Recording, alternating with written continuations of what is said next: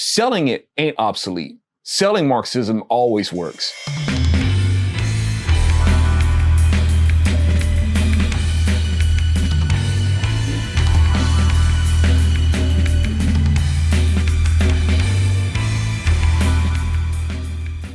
Howdy, folks. Welcome to the Virtue Signal. I'm Alfonso Rachel with my buddy Bill Whittle. All right.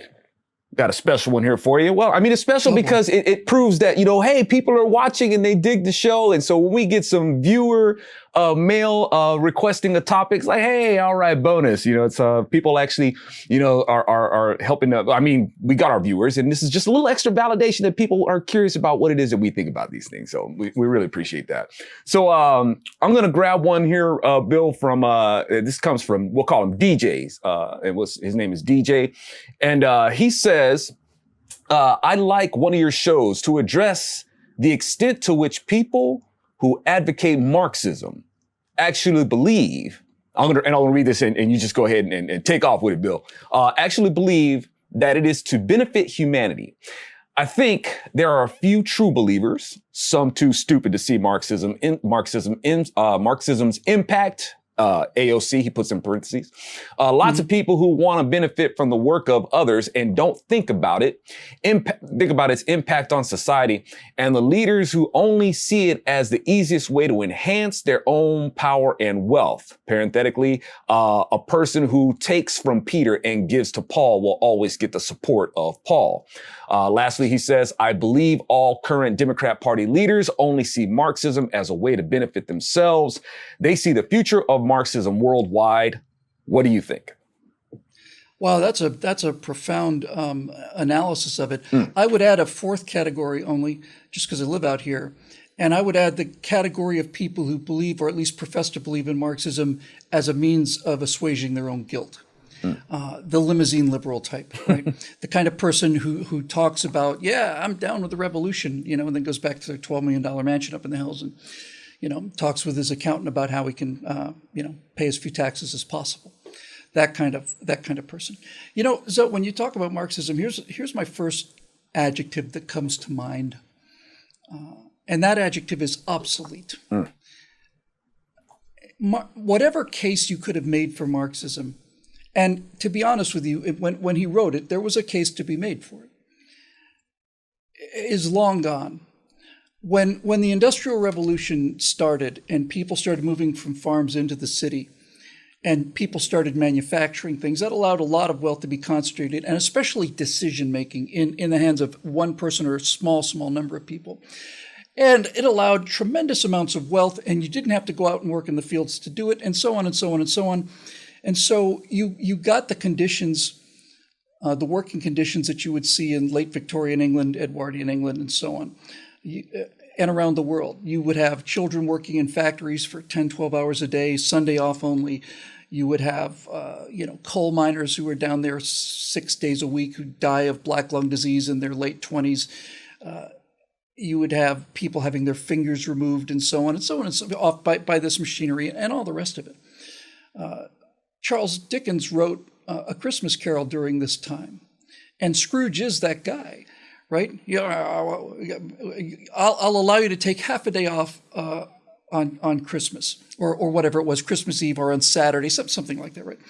So conditions were extremely bad, and they were so bad that working people were really filled with despair that this was never going to change. And so the history of modern Marxism, as we understand it today, progressivism, is a result of the Frankfurt School. After World War I,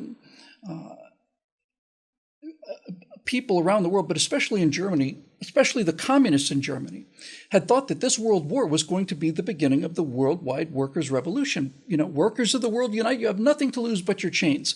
And the Russian army and the German army and the British army and the French army would all rise up against their officers, put them up against a wall, and then we'd have the workers' paradise that was promised by Marxism. And when that didn't happen, they started to ask themselves why. So they set up something called the Institute for Marxism in Frankfurt. We call it the Frankfurt School. It's a think tank, basically.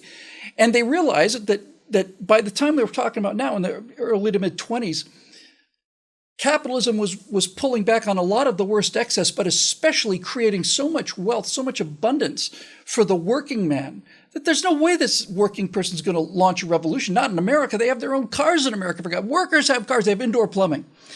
And so the motivation for Marxism was largely removed by increasing safety and workers' rights, and mostly by the amount of wealth that was generated. Everybody's standard of living went straight up. You do a graph of human poverty, and it looks just like this: Industrial Revolution, like that.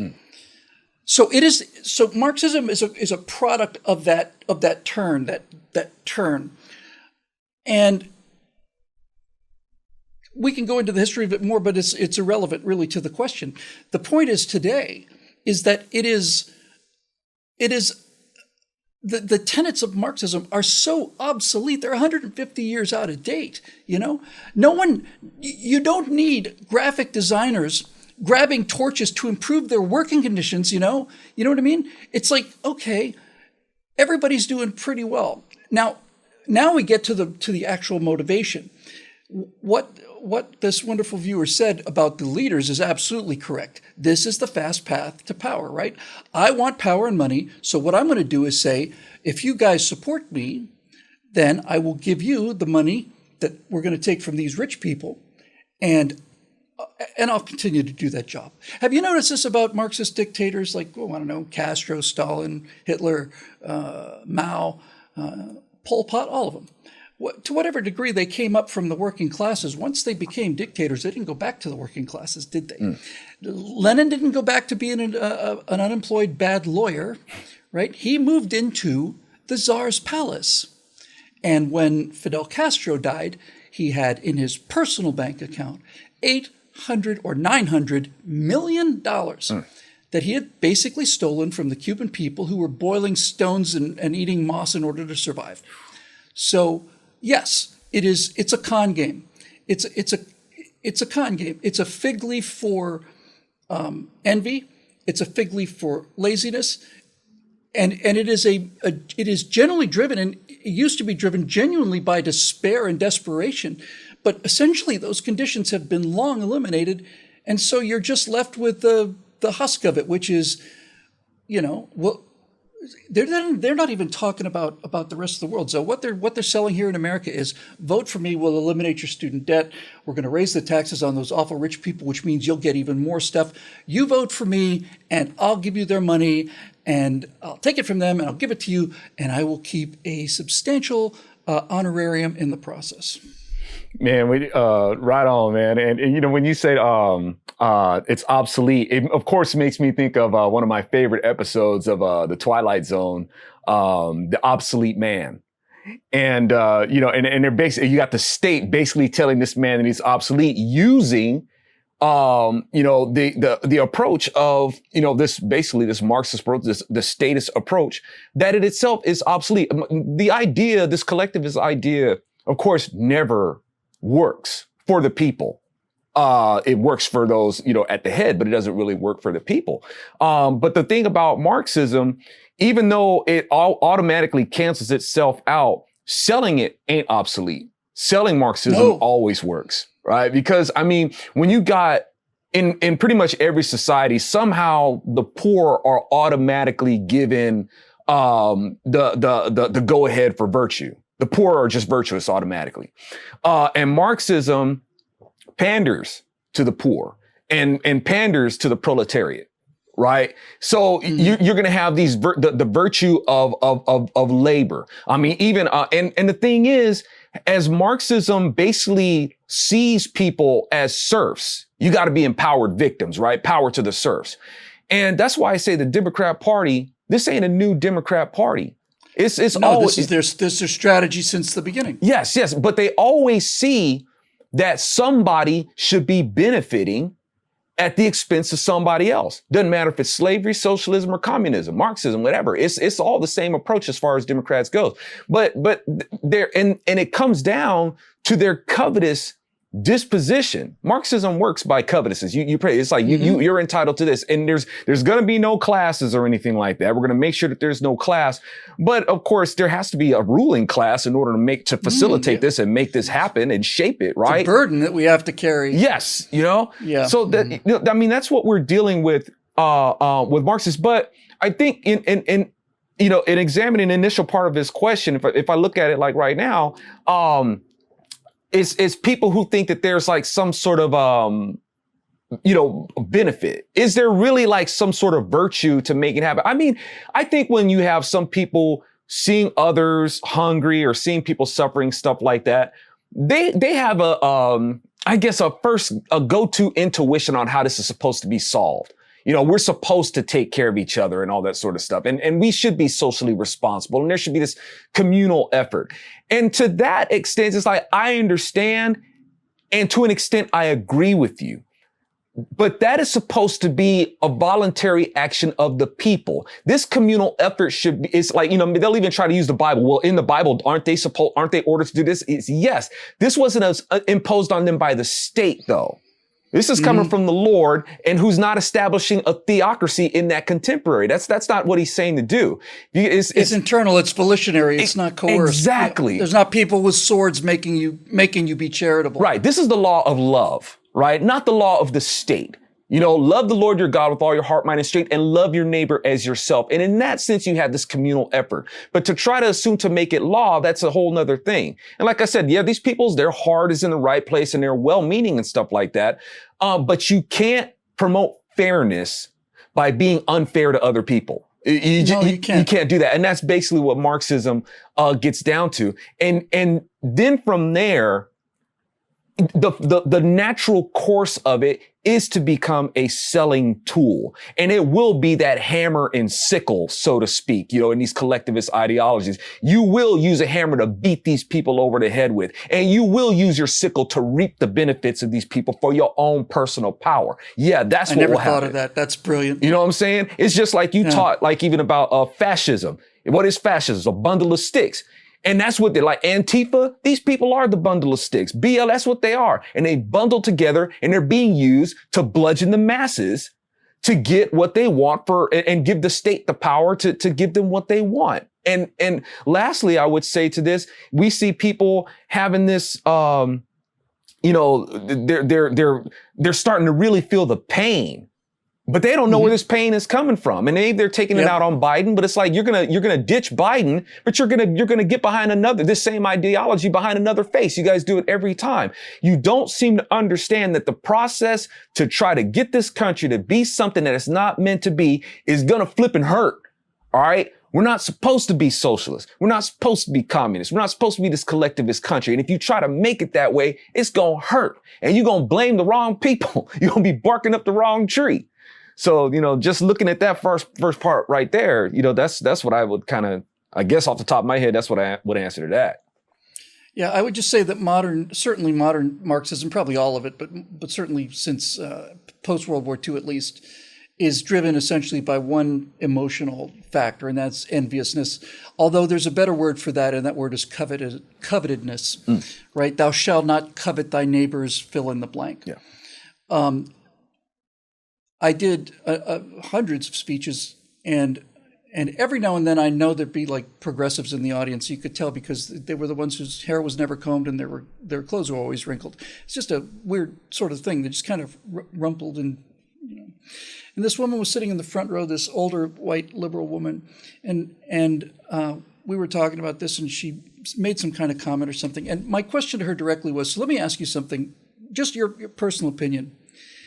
Would you rather live in a world with these wealth disparities, or would you rather live in a world where there aren't any wealth disparities, but everybody is doing much worse, everybody, including the poor? She said, absolutely that one, yeah, absolutely. So forget about it being about the poor. It's not about the poor. It's about coveting what other people have that you don't have.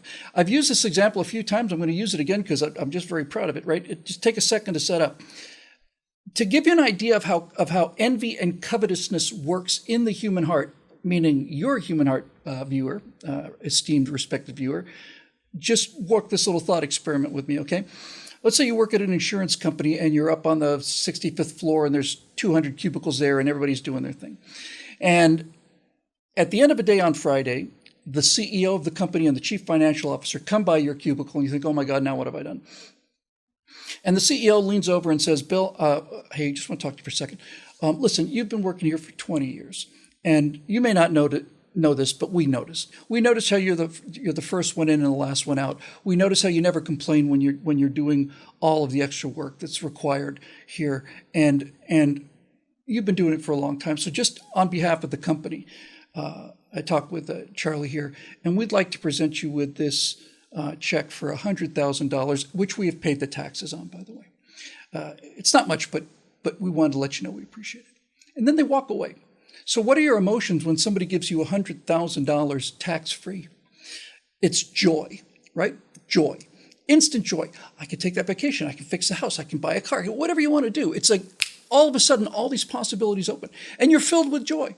And you get up, and so you can't help yourself. You walk over to some of the other cubicles and say, you will never believe what happened to me. The CEO just came by, and he told me I've been working here for a long time, and he gave me $100,000.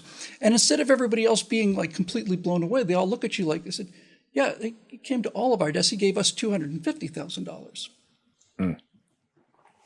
Now what happens? Instantly, what happens? The joy and the pride that you felt is gone.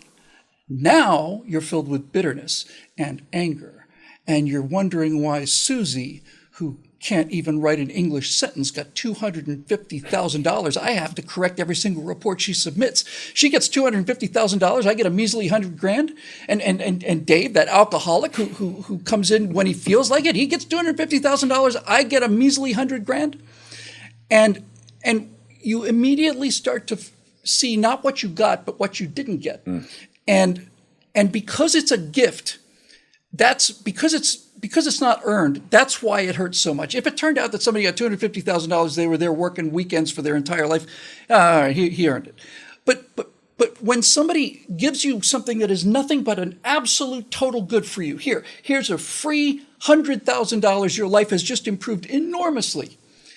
When you find out that somebody else got more than you got, you are now filled with resentment and rage. And I'm here to tell you there are a lot of people out there, including that woman and a bunch others, who if you had said to them that everybody on the floor has to take the deal or nobody gets the deal, there are people out there who would tear up a $100,000 check so that somebody else didn't get a $250,000 check. And that is the illness that is built into the human condition. Man, ain't it childish? It's that kind of childish. Like you could put some cereal or in one bowl and same cereal in another bowl, and you'll have a kid saying, I want that cereal. It's like it's the same cereal, right? Or even when you feed your pets, it's like, hey, why are you trying to take, you got the same cat food. Why are you trying to take this cat's cat food? You know, and the Lord talks about this too, you know, when he's saying, look, man, there's this guy, he had some work, he hired some people and gave them this day's pay. And at the end of that day, some people came in and did the same job, but later in it and still got the same amount of pay. And the other people were mad about it. And, you know, the lesson is this. It's like, look, man, if you got enough money to pay people like that, I ain't gonna be mad. Obviously, you got resources, you got work. I'm gonna be back here tomorrow. You know, that's a winning attitude. You know what I'm saying? You're a Republican, congratulations, yes. And a conservative. I'm going to be gainfully employed with this dude. I'm going to tell other people, hey, this cat got work, right? So, you know, it's that attitude of gratitude, man. But, you know, the Lord himself says it, you know, you will always have the poor, but you will not always have me, right? And it's a very true statement. So, see, this is where Democrats, this is where they are. See, they're trying to make a liar out of the Lord because they think that they get out there and boast as if they can solve the poverty issue, right? And after all this time, they still hadn't. But, you know, that's what they think. You know, they're going to go ahead and solve this problem. And the Lord's like, no, you can't. And the more you keep trying, I notice the more you keep trying to get rid of me. So you will always have the poor. But like I said, you will not always have me. Now, this is not just the Lord saying that at that time. He's hearkening back to what he said himself in the Old Testament. You'll always have the poor. He said that back then. You're always going to have the poor. You shouldn't you actually should be very affluent. You should be actually, you should be very well off, but you guys are disobedient and you guys keep rebelling against me and you guys gonna put yourself into poverty and you're always gonna be that way. Now, why are we always gonna have the poor? Because you are always gonna have people like Democrats, and this all happened before them. But in this time right now, because of Democrats, they take advantage of the plight of the poor. And they're the ones who are getting richer while the poor are getting poor.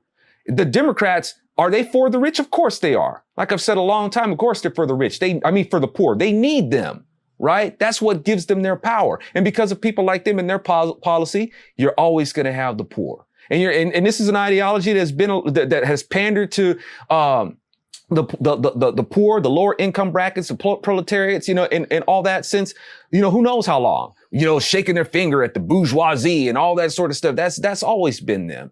And unfortunately, it's something that works. But a part of the reason why it works is because, man, they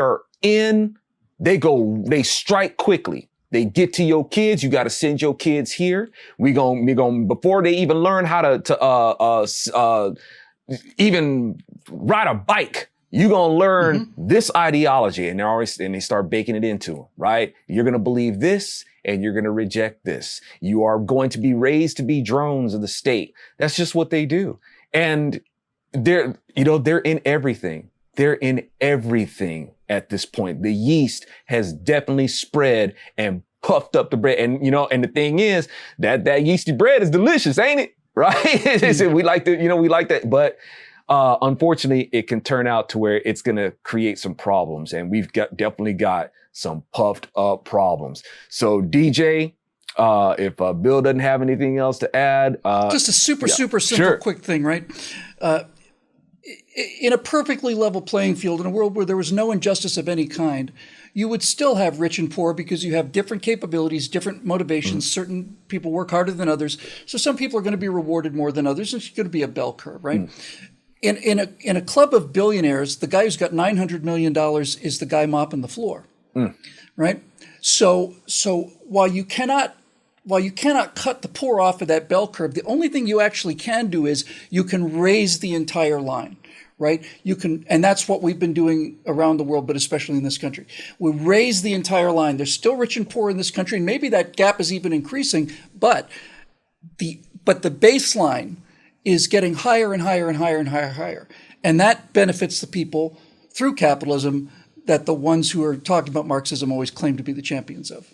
Indeed, man. And I would hopefully, we got to do a series, man, where we kind of like examine capitalism and, see if we can do our part to sell it a little better. So for Bill Whittle, I'm Alfonso Rachel. This has been the Virtue Signal. DJ, thank you for your question. And we welcome you guys' question. You give us some good stuff to think about. All right, y'all. Thank you. See you next time.